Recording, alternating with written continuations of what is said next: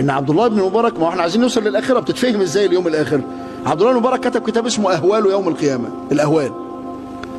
فبيقولوا هو اللي كتبه بايده، ومع ذلك بيقولوا كان يفتح كتاب الاهوال ويقرا فيه فيبكي يخور كما يخور الثور. عارف لما تيجي تذبح البقره اعزكم الله كده وتلاقي صوتها وهي مذبوحه، صوتها مبحوح، او ده كان بيفضل يبكي لحد ما يعمل كده. فلا يقترب منه احد ولا يجرؤ. هم انا افهم بقى لما اقرا عن يوم القيامه كتب بتاعه ايه؟ بتاعه التذكره بتاع القرطبي، وبتاع الفتن والملاحم بتاع ابن كثير في القسم بتاع علامات الساعه واشراط الساعه ووصف الجنه والنار، بكتاب التخويف من النار بتاع ابن رجب، كتاب النار بتاع الصديق حسن خان. الكتب دي بتقرا بدمع العين. فهموني بقى هم الحته دي كده خلاص.